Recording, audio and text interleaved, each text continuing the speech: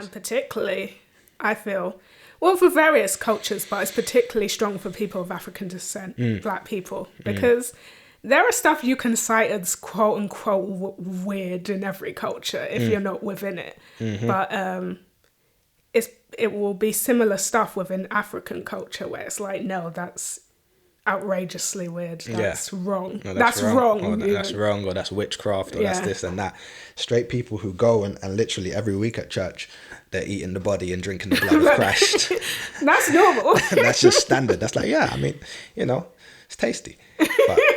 But you deal with that, and you deal with some African sciences, and they're straight away like, nah, witchcraft, that's bad, and that's wrong. They do demonic. Exactly. But that's because minds have been colonized. Minds have been programmed to react a certain way, depending on where they're receiving it from. This is why we always spoke about the fact that, we might say something, or one of our leaders might say something, but you don't really truly accept it until a white man says it, or a white scholar says it, and oh, okay, that's legit now because they said it.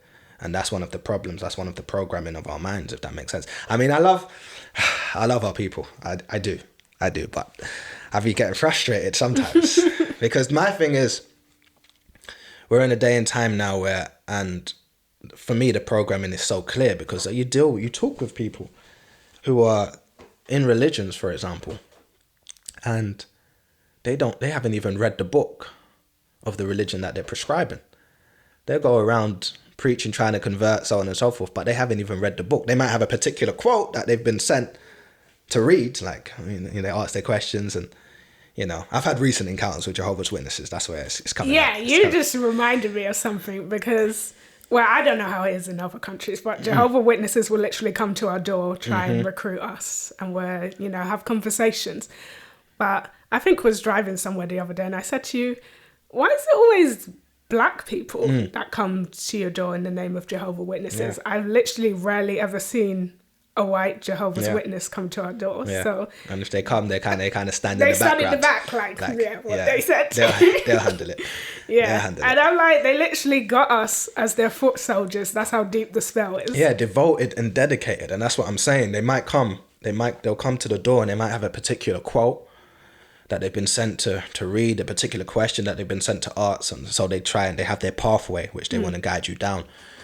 But you throw a different quote at them, or you ask them a different question, it's like, oh, I don't know any of that. And these are like quotes that are relatively well known, or known outside of that religion. Even people will know certain quotes, but these people themselves in there who are prescribing this religion and trying to convert you haven't read the book in any significant type of way. There's not enough knowledge of the actual book. So it's like if someone said, oh, I know in my being that there's a higher power, and they chose to call that higher power God. That's one thing. We can have a discussion now. We can talk about it. I can hear that. But if someone's saying, no, this religion is the way, it's the path to God, so on and so forth, but they haven't even read the book that they're holding in their hands, that to me is a big problem. And there's a lot of our people doing that. So you dive into it and it's like, oh, I didn't know that. Or you ask them a question and they answer it a certain way, and it's like, oh, but the Bible says differently. They're like, what? That's, So we had that. We spoke about that on a previous segment, right? Did God create evil?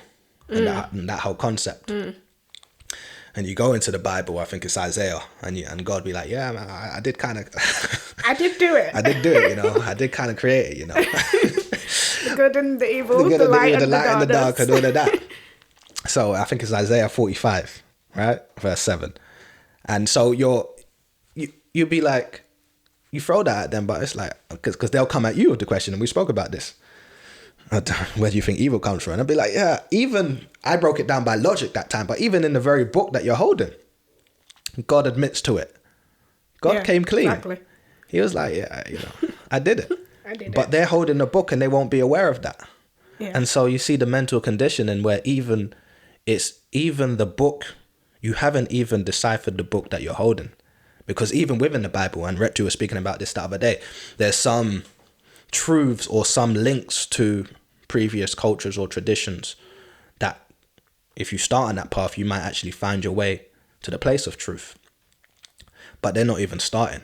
They're so conditioned that even in the book that they're holding, they will only prescribe certain things and look at certain things and read certain things. and tell you certain things. And when you throw certain questions at them, it's like, oh, I don't know. So if you don't know, how can you dedicate and devote your life to this religion whereby you're going out and trying to convert other people? You don't even know. Yeah, exactly. You don't even know. So the mental conditioning is deep. It's deep.